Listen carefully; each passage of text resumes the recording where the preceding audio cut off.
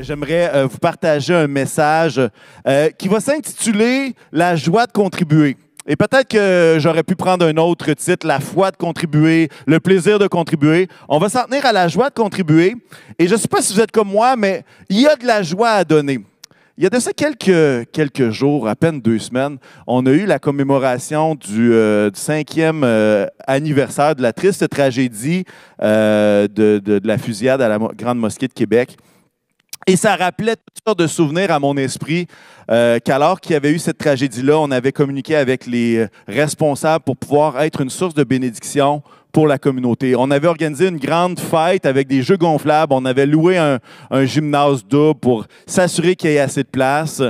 Et puis l'objectif, c'était vraiment l'amour fait toute la différence. Et je me rappelle encore, et même si 5 ans, je me rappelle comme si c'était hier, les gens de l'Assemblée qui ont fait des sacrifices pour que ça ait lieu. Et on n'avait aucune idée de combien de personnes allaient se pointer à cette initiative-là. Mais en fait, il y a plus de 300 enfants. En fait, c'est probablement quelque chose comme 350 enfants qui sont venus avec leurs parents, avec leurs grands-parents. C'était plein de monde. Et on a vu des sourires là envers cette communauté-là. Et à quelque part, l'idée de donner, c'est exactement ça. C'est cette liberté-là de pouvoir dire « Wow, je veux me donner moi-même afin qu'il y ait quelque chose qui avance, afin d'être une source de bénédiction. » Et pour être très honnête avec vous, ce matin, mon but, ce n'est pas de faire un speech de motivation, mais j'aimerais qu'on puisse, et là, si vous avez votre Bible pas trop loin, c'est le temps d'aller chercher votre Bible format papier, parce qu'on va étudier 2 textes, un texte en principal, puis quelques autres passages, et ça se retrouve dans 1 Corinthiens et 2 Corinthiens. Alors, si vous voulez tourner avec moi dans 1 Corinthiens 16, on va vraiment étudier l'idée d'une collecte que l'apôtre Paul va demander aux gens de Corinthe, à l'Église de Corinthe. Alors, vous avez votre Bible, vous êtes dans 1 Corinthiens 16, et j'aimerais que vous puissiez remarquer la simplicité et Paul qui parle au niveau de la logistique. Il va dire la chose suivante au verset 1 à 3, vous allez la voir à l'écran. En ce qui concerne la collecte en faveur des saints, faites, vous aussi, comme je l'ai prescrit aux églises de la Galatie, ça, ce n'est pas leur église, c'est d'autres églises, que chacun de vous le dimanche mette de côté chez lui ce qu'il pourra, en fonction de ses moyens, afin qu'on n'attende pas mon arrivée pour récolter les dons. Quand je serai chez vous, j'enverrai avec des lettres ceux que vous aurez choisis pour porter vos dons à Jérusalem. Une communication de l'apôtre Paul qui est simple. Hey, je vous ai parlé de ça, hein? Mettez l'argent de côté pour qu'on soit prêt à l'envoyer à qui? Aux chrétiens de Jérusalem qui étaient dans une forte détresse. Et là, j'ai fouillé cette semaine parce que j'étais curieux de savoir 1 Corinthien puis 2 Corinthiens. C'est quoi? C'est-tu 5 ans de différence entre les deux? C'est-tu 6 mois? C'est-tu 10 mois? C'est-tu 10 ans? C'est quoi l'espace de temps entre la première lettre aux Corinthiens et la deuxième lettre aux Corinthiens? Et je me suis rendu compte que l'espace de temps entre les deux est à peu près de 8 mois, selon les commentateurs. Donc, c'est peut-être 1 an, mais fort probablement en bas d'1 an. Donc, l'apôtre Paul, dans la lettre à 1 Corinthiens, va dire en 2 phrases ce qu'il a besoin de dire pour la collecte. Et maintenant, on se retrouve 8 mois plus tard, peut-être 10 mois, peut-être 12 mois. Et voyez qu'est-ce que l'apôtre Paul va dire dans 2 Corinthiens 8. Et là, je vous invite à tourner avec moi, c'est important. On va lire plusieurs passages ensemble. Tournez avec moi dans 2 Corinthiens 8, versets 1 à 12. Alors, j'espère que vous y êtes. Verset 1. Par ailleurs, frères et sœurs, nous vous faisons connaître la grâce que Dieu a accordée aux églises de la Macédoine. Là, ce n'est même pas les églises de la Galatie qui parlaient. Au milieu même de la grande épreuve de leur souffrance, leur joie débordante et leur pauvreté profonde les ont conduits à faire preuve d'une très grande générosité. Je l'atteste, ils ont donné volontairement selon leurs moyens et même au-delà de leurs moyens. Et c'est avec beaucoup d'insistance qu'ils nous ont demandé la grâce de prendre part à ce service en faveur des saints. Ils ont fait plus que ce que nous espérions.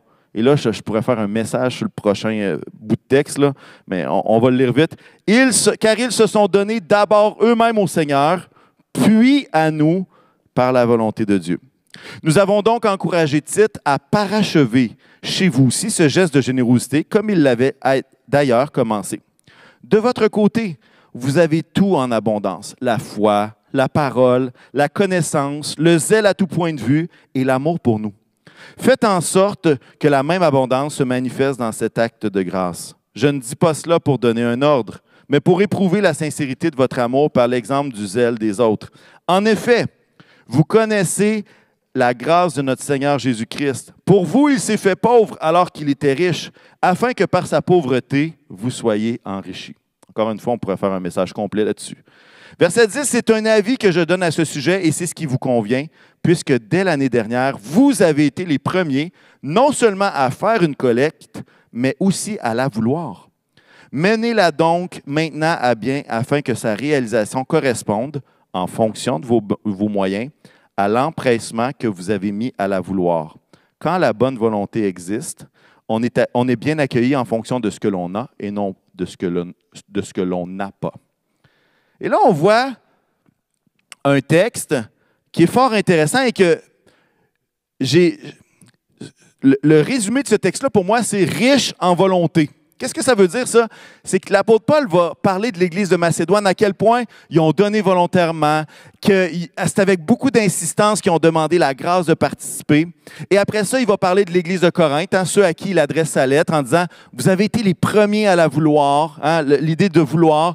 Verset 11, « L'empressement que vous avez mis à la vouloir quand la bonne volonté existe. » Et c'est comme si l'apôtre Paul parle de cette volonté qui vient du cœur de l'Église de Macédoine et de l'Église de Corinthe.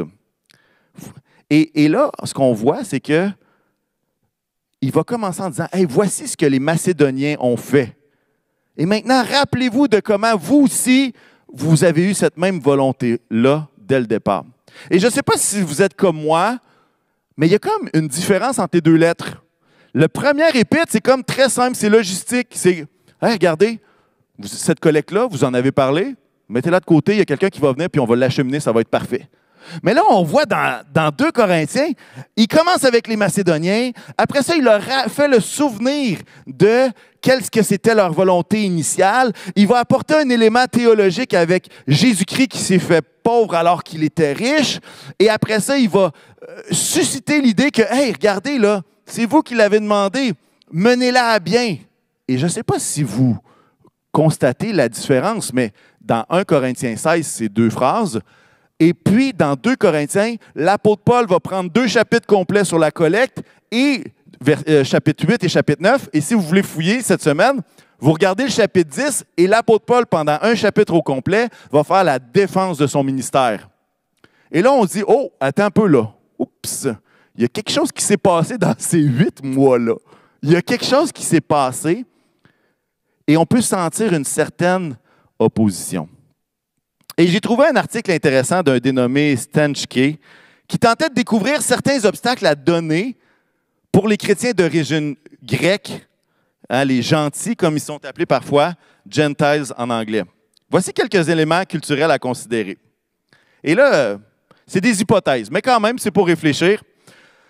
En fait, dans la culture gréco-romaine, la charité envers des étrangers ne semblait pas être un acte vertueux digne de recevoir l'honneur des dieux, des divinités.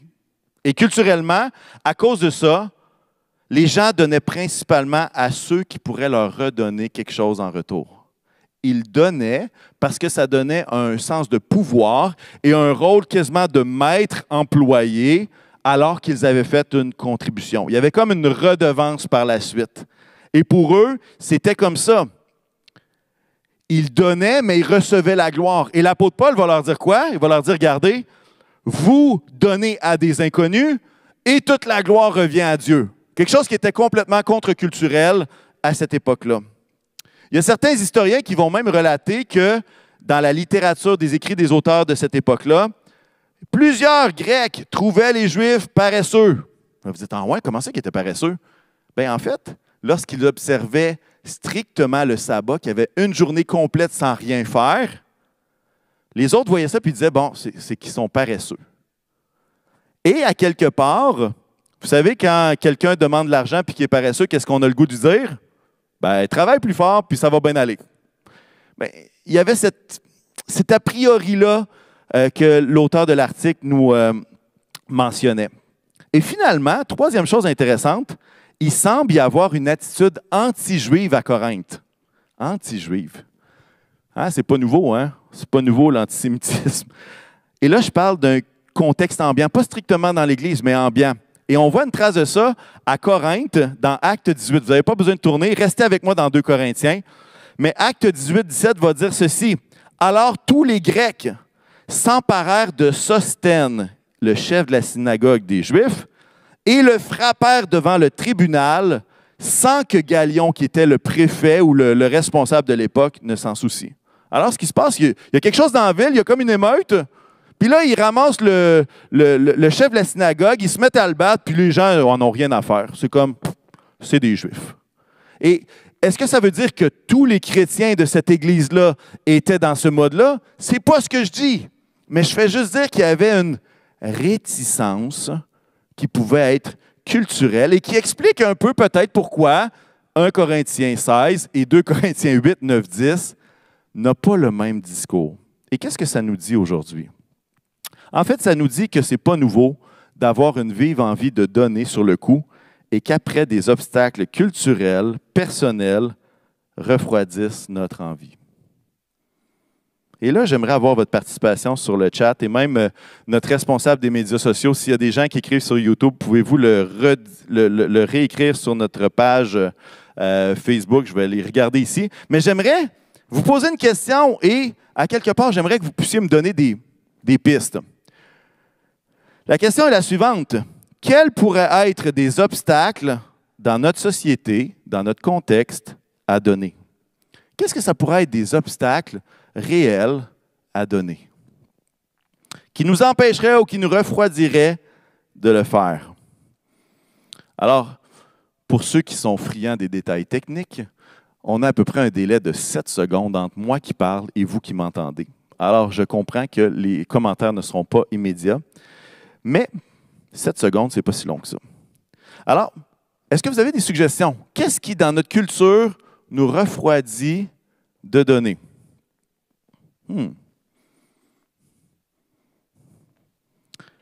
José, une personne va parler de perte d'emploi. Oui, perte d'emploi peut être un facteur. Il y en a qui vont parler, une autre personne, une perte d'emploi. Il y en a qui vont parler aussi de peut-être, je ne veux pas me mettre dans le trouble. J'ai peur de manquer de quelque chose. Ça, c'est une autre objection. Il y en a qui parlent de surendettement. Il y en a qui parlent d'une crainte, méfiance.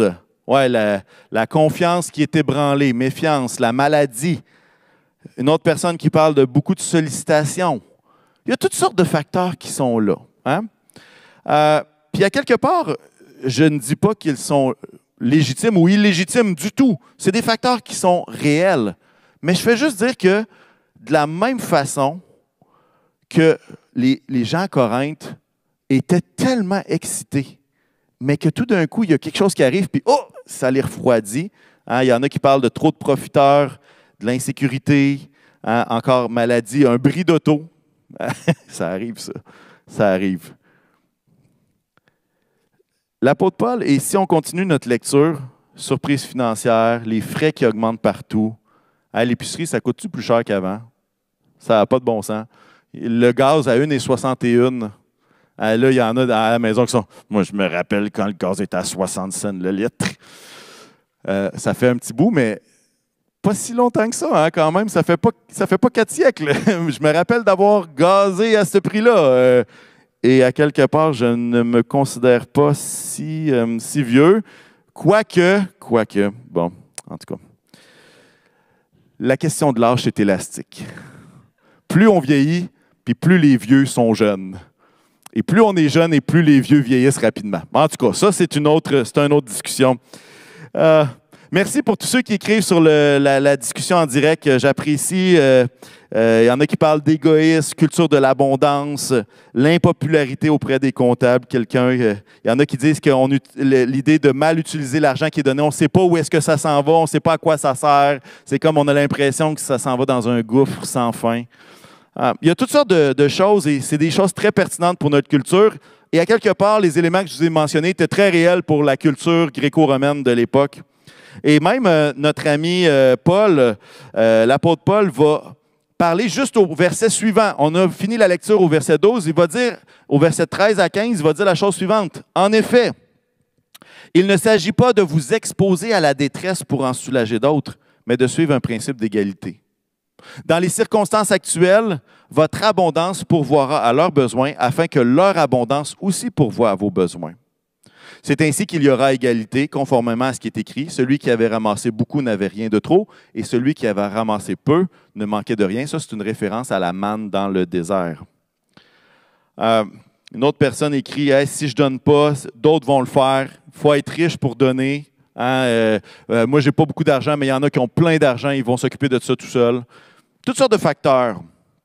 Mais ici, l'apôtre Paul va dire « Hey, regardez, là, je ne suis pas en train de vous dire qu'il faut que vous soyez dans la détresse ultime. Exposez-vous pas à la détresse. » Mais c'est un principe d'égalité, un principe d'abondance. Puis, en fait, peut-être que vous êtes au courant, mais moi, j'étais très curieux de fouiller qu'est-ce que Paul dit au niveau théologique pour encourager les Corinthiens à donner.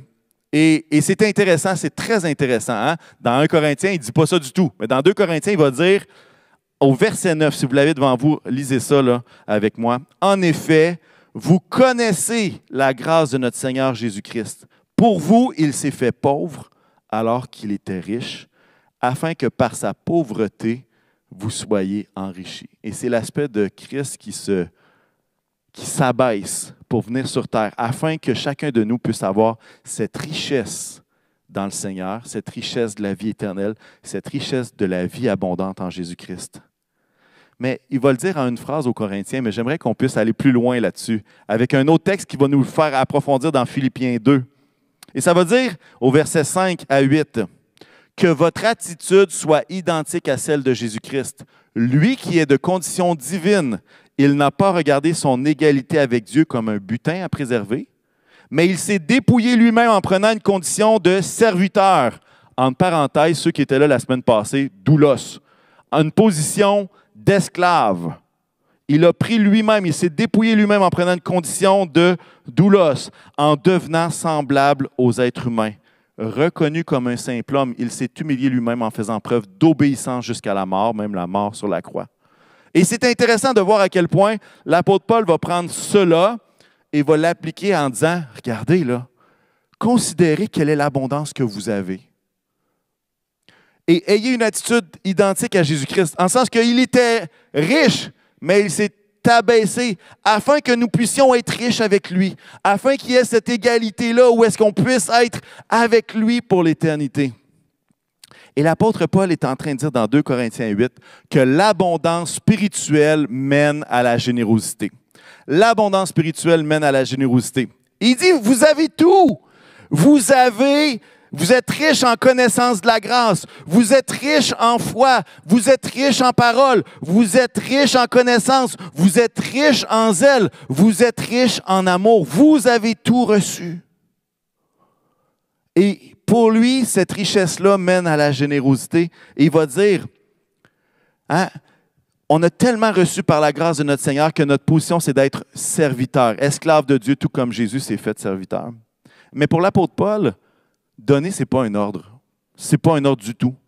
Mais c'est quelque chose de naturel dans la condition d'une personne qui a expérimenté la grâce du Seigneur Jésus-Christ. C'est quelque chose de naturel. Et ce qui est beau, c'est que là, je vous parle un peu de les éléments que l'apôtre Paul va utiliser pour juste aller plus loin dans cette collecte-là. Mais dans 2 Corinthiens 9, et on va le voir assez rapidement, il va partager tous les bénéfices. Il va continuer de parler de tout ce qui est beau qui peut ressortir de ce geste-là. Et on va y aller rapidement. Je sais que le temps file. Mais si vous avez votre Bible avec vous, tournez avec moi dans 2 Corinthiens 9 et on va lire à partir du verset 6. Et on va faire verset par verset. On va juste commenter rapidement ces différents versets-là. J'espère que vous êtes encore avec moi ce matin. Dans 2 Corinthiens 9, 6, il va dire « Sachez-le, celui qui sème peu, moissonnera peu. Celui qui sème abondamment, moissonnera abondamment. » Et je ne sais pas historiquement qu'est-ce que ça vous dit, mais moi, quand j'ai entendu ce passage-là, quand des gens me l'ont donné ou me l'ont lu, c'était Si tu marches pas droit, tu moissonneras peu. Et on était toujours dans la condamnation, dans le « t'as-tu semé assez pour récolter assez ?» Et on voit la première partie du verset et on oublie complètement la deuxième. Hein, on voit la première partie, celui qui sème peu moissonnera peu, puis là on se sent coupable. Mais plutôt que de regarder juste la première partie, pourquoi est-ce qu'on n'est pas enthousiaste de la deuxième partie qui dit « si tu moissonnes beaucoup, tu récoltes beaucoup ». Il me semble que ça, c'est de toute beauté, c'est une promesse, c'est wow et amen. On continue dans 2 Corinthiens 9, 7. L'apôtre Paul va dire que chacun donne comme il l'a décidé dans son cœur, sans regret, sans contrainte, car Dieu aime celui qui donne avec joie. Ici, question, est-ce que Dieu aime l'argent ou le donneur qui le fait avec joie? Est-ce que Dieu aime l'argent ou celui qui donne avec joie? Le texte nous dit très évidemment que Dieu aime. Et ça plaît à Dieu, quelqu'un qui donne avec joie. Le même mot pour joie, qui vient du grec hilaron, désolé, j'en nommerai pas d'autres, OK? Se retrouve aussi dans Romains 12, 7 à 8, et qui va dire la chose suivante, que celui qui enseigne se donne à son enseignement, que celui qui a le don d'encourager se donne à l'encouragement, que celui qui donne le fasse avec générosité, que celui qui préside le fasse avec zèle, et que celui qui exerce la bienveillance le fasse avec joie. Et selon Bultmann, dans ces deux passages-là, qu'est-ce que ça dit? C'est qu'un don généreux, libre et authentique est toujours marqué par le signe de la joie et de l'allégresse. En anglais, cheerfulness, pour ceux qui comprennent bien l'anglais. Chacun donne. Dieu aime celui qui donne avec joie. On continue. 2 Corinthiens 9, 8. Dieu peut vous combler de toutes ses grâces afin que vous possédiez toujours à tout point de vue de quoi satisfaire à tous vos besoins et que vous ayez encore en abondance pour toute œuvre bonne. Et ce qu'il est en train de dire ici, c'est que les ressources sont renouvelables dans le royaume de Dieu. Dieu pourvoit à tous nos besoins et non seulement ça, il garde une provision supplémentaire afin qu'on puisse pratiquer des bonnes œuvres. Ça veut dire qu'il ne nous donne pas le strict minimum pour nos besoins, mais il nous donne même plus afin qu'on ait une provision pour donner. On continue. 2 Corinthiens 9, 10. Que celui qui fournit de la semence au semeur et du pain pour sa nourriture vous fournisse et vous multiplie la semence et qu'il augmente les fruits de votre justice. Et ça, c'est très, très, très intéressant parce qu'on voit que Dieu fournit la semence. C'est Dieu qui nous donne dans la main droite pour qu'on donne dans la main gauche. Il n'y a rien de ce qu'on donne dans la main gauche qui ne vient du Père qui nous l'a donné dans la main droite. Mais ce qu'on voit ici, c'est qu'il pourvoit à deux choses en même temps. Il pourvoit à la semence qui va donner le blé pour éventuellement faire le pain. Mais non seulement ça, il va dire, il fournit également le pain pour sa nourriture. Il fournit la semence, ce qu'on peut donner, et il fournit le pain, nos besoins de base. Et le résultat, c'est que Dieu pourvoit. Qu'est-ce que ça veut dire? Ça veut dire qu'alors que tu donnes, Dieu fournit en même temps le pain, les besoins de base que tu as besoin. Et qu'est-ce que ça résulte, tout ça? Il dit, « Hey, je fais ça, je vous donne les deux en même temps. Pourquoi? Pour que vos fruits de la justice augmentent. » C'est quoi les fruits de la justice? C'est quoi les fruits de la justice? Bien, Matthieu va parler de trésors dans le ciel. Hein? Là où sera votre cœur, là où sera votre trésor, là aussi sera votre cœur. C'est l'idée que lorsqu'on donne, Dieu n'est pas injuste. Hein? Il va récompenser et il le fait parfois sur terre et il le fait parfois dans le ciel. Les fruits de la justice, c'est ces trésors dans le ciel. Hein? Lorsqu'on lit dans Matthieu, je n'ai pas le verset, je vais essayer de le paraphraser. Ne vous amassez pas des trésors dans le ciel où la mythe et la rouille peuvent les abîmer, mais amassez-vous des trésors dans le ciel que personne ne pourra vous enlever. Et c'est là qu'il parle justement des richesses injustes versus ce qu'on va donner qui ne va jamais nous être retiré. Parce que ces trésors dans le ciel-là, ils ne disparaissent pas. Et on continue, hein? Dieu pourvoit au pain, mais en plus de ça, il nous donne des semences. 2 Corinthiens 9, versets 11 à 15. Et je vais demander aux musiciens de venir me rejoindre à ce moment-ci. On va lire du verset 11 au verset 15. J'espère que vous avez toujours votre Bible. Écoutez bien ceci. L'apôtre Paul va aller d'un élan du cœur. Je vais essayer de l'exprimer avec la bonne intonation, mais on essaye ensemble, OK? Il va dire, après avoir parlé de tous ces bénéfices-là, « Ainsi, vous serez enrichis à tout point de vue, verset 11, pour toutes sortes d'actes de générosité qui, par notre intermédiaire, feront monter des prières de reconnaissance vers Dieu. En effet, le service de cette collecte ne pourvoit pas seulement aux besoins des saints. Ce n'est pas juste une question de besoin. Il fait aussi abonder les prières de reconnaissance envers Dieu. À travers l'expérience qu'ils font de ce service, ils célèbrent la gloire de Dieu à cause de l'obéissance dont vous faites preuve dans votre adhésion à l'Évangile de Christ et de votre générosité dans la solidarité avec eux et avec tous. Et verset 14, ils prient pour vous parce qu'ils ont une vive affection pour vous, même s'ils ne les connaissent pas, à cause de la grâce surabondante que Dieu vous a faite. Que Dieu soit remercié pour son don incomparable. Qu'est-ce qu'il est en train de dire là? Il dit, « Hey, on fait une collecte. Qu'est-ce que ça va produire, tout ça? Il va y avoir plus de semences pour bénir et donner aux autres. » Verset 10. Il va y avoir plus de trésors dans le ciel pour votre vie. Fruit de la justice, verset 10. Il va y avoir plus de besoins répondus pour ceux qui sont dans le besoin, verset 12. Il va y avoir plus de prières de reconnaissance envers Dieu, verset 12. Il va y avoir une célébration de la gloire de Dieu, verset 13. Il va y avoir de la prière qui va être effectuée pour celui qui donne, verset 14. Et, verset 14, il va y avoir une grâce abondante de Dieu qui va être manifestée concrètement sur le terrain, l'amour de Dieu est sur la terre. Et à la fin de ça, l'apôtre Paul va dire que Dieu soit remercié pour son don incomparable. D'autres versions vont dire inexplicable. Et l'apôtre Paul est émerveillé. Pourquoi il est émerveillé? Il est émerveillé de la grâce de Dieu. Et pourquoi il est émerveillé de la grâce de Dieu? Parce qu'il y a une situation dramatique. Les gens ont besoin. Il y a un peuple qui est dans le besoin. Puis ce besoin-là peut mener à tous ces bénéfices-là. C'est ce besoin que Christ aurait été capable de renverser d'un coup de marteau. Je ne sais pas si vous comprenez que Dieu aurait pu stopper d'un coup, il est capable de stopper d'un coup la misère des chrétiens qui étaient à Jérusalem. Mais cette crise-là ou ce besoin-là, il est là et il reste là. Mais Dieu qui est capable de faire concourir toutes choses au bien, qu'est-ce qu'il va faire? Il va utiliser une collecte avec des gens dans le besoin. Et tout ça va être par-dessus. Hein? Recherchez d'abord le royaume et toutes ces choses vous seront données par-dessus. Plus de reconnaissance, de fruits dans le ciel, de plus de besoins répondus, gloire de Dieu. Il y a de la prière qui se manifeste, il y a une grâce abondante qui est manifestée. Et à quelque part, l'apôtre Paul dit, il y a une situation de besoin, puis tout ça est en train de se passer à cause du besoin. Et il dit, wow, merci Seigneur. Merci Seigneur.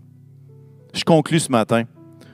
Je ne sais pas si ça vous donne envie de donner avec joie et reconnaissance, que ce soit pour une cause ou pour une autre, que ce soit le défi 360, que ce soit pour le Café Rencontre, que ce soit pour Défi Jeunesse, que ce soit pour d'autres organismes qui œuvrent concrètement sur le terrain.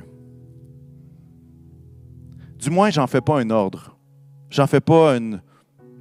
Vous n'avez pas le choix! C'est comme ça, c'est comme ça! Non! Mais je veux partager ce même cœur que l'apôtre Paul a en disant, « Hey, est-ce qu'on peut réaliser qu'à travers une situation de besoin, Dieu manifeste sa grâce d'une façon exceptionnelle, inexprimable, incomparable, comme va dire l'apôtre Paul. » Ce que j'espère ce matin, c'est pas de produire des émotions qui vont faire « Oh yeah, il faut le faire, il faut le faire! » Je sais très bien que les Corinthiens étaient très, très « Wow, wow, wow, ça va être super, yes, on va le faire! » 8 mois après, ça prend 3 chapitres pour les convaincre de revenir au niveau qui était avant. Je sais très bien ça. Mon objectif, ce n'est pas de vous craquer puis de faire en sorte que toutes vos émotions mènent vers là. Ce n'est pas ce que j'ai essayé de faire d'ailleurs. Mais en fait, mon objectif, mais j'espère que devant ces textes bibliques-là, devant ce que l'apôtre Paul va dire aux Corinthiens, que chacun de nous, on ait au moins le goût de s'approcher de Dieu, de prier, de discerner ce qu'il veut que nous fassions chacun de notre côté. À quoi ressemble notre brique pour réduire le fardeau? De quel montant cette brique-là doit équivaloir pour faire notre part afin de pouvoir joindre la fête, afin de pouvoir joindre les promesses de Dieu, afin de pouvoir, avec les uns et les autres, expérimenter cette joie de faire partie de la solution. Et à quelque part, depuis septembre 2020, en lui, je crois, c'est exactement ça. En lui, je crois, l'idée, c'est qu'en lui, je crois, je vais croître par ma fidélité envers le Seigneur. Je vais devenir encore plus fidèle. Je vais expérimenter la bonté de Dieu. Et il y en a qui partagent des témoignages de générosité sur le fil. Je ne suis pas capable de toutes lire en même temps. Mon cerveau n'est pas fait pour ça. Mais il y en a certains qui partagent des témoignages parce qu'à travers un geste d'obéissance, ils ont expérimenté la chaîne de bénédiction que Paul va parler dans 2 Corinthiens 9. En lui, je crois. En lui, je veux grandir. Mais il y a un deuxième volet, en lui, je crois. C'est le « en lui, je crois, j'ai la foi » que Dieu est capable de faire infiniment au-delà de ce qu'on peut imaginer, comme il est en train de le faire. Parfois, on espère que Dieu arrive avec les chars, les trompettes, avec toute la cavalerie pour nous sortir de nos besoins. Mais il y a parfois que Dieu fait des miracles qu'on ne reconnaît pas parce qu'on regarde tellement au problème qu'on ne voit pas tout ce qui est fait. Ce matin, peut-être vous avez regardé le 456 000, vous avez fait « Hey, c'est une montagne incroyable », mais vous avez oublié que c'est 300 000 qui ont été amassés jusqu'ici. Et ça, c'est la bénédiction. Et ça, c'est le miracle que Dieu est en train de faire. Qui aurait cru, en temps pandémique, à travers toutes les situations, que c'est ce que le Seigneur aurait pourvu à travers la générosité de chacun d'entre nous? Honnêtement, je suis sur ce comité-là depuis longtemps, puis je ne sais même pas ce que je prévoyais être normal ou pas. Je n'avais aucune espèce d'idée. Peut-être vous dites « Ah, Jean-Fred, tu manques de foi. » Absolument. Seigneur, viens au secours de mon incrédulité. Seigneur, viens me faire voir ce que toi tu vois. Comme Élisée qui est avec son serviteur, qui est entouré d'une armée qui veut venir le pogner. Et le serviteur panique. Il dit hey, « ça n'a pas de bon sens. Qu'est-ce qu'on fait? On va se faire arracher la tête finalement. » Et là, Élisée va prier. Hein? « Seigneur, ouvre-lui les yeux afin qu'il voie qu'est-ce qui se passe dans les lieux célestes. » Et tout d'un coup, le serviteur lève les yeux, voit sur les collines autour des chars de guerre qui n'étaient pas des chars de l'armée ennemie, mais qui étaient des chars de l'armée de l'Éternel, qui étaient là. Il était là bien avant qu'il les voie, mais il était là, mais ses yeux étaient empêchés de le voir. Et nous aussi, il y a des obstacles qui sont là, qui sont culturels, qui sont personnels, qui sont de l'épreuve, des épreuves de la vie, des circonstances, et il y en aura. Mais vous savez quoi? Moi, je crois que Dieu est plus grand que nos circonstances. Et le même qui fournit la semence au semeur, fournit également le pain comme nourriture à celui qui veut semer beaucoup, celui qui veut le faire. Alors, au-delà des obstacles, au-delà des trucs culturels qu'on pourrait vivre, est-ce qu'on peut fixer nos yeux sur le beau, le bon, qui peut ressortir d'une situation pareille? Est-ce que c'est la même situation que les chrétiens de Jérusalem? Absolument pas. On n'est pas dans la même game du tout. J'essaie pas de faire un parallèle où est-ce que les deux sont égales. C'est pas ça.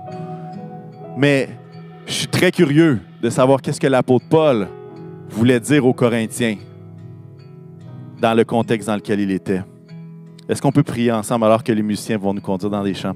Seigneur Jésus, merci pour ta parole. Merci Seigneur parce que tu ne nous tords pas un bras, mais tu nous invites à la table.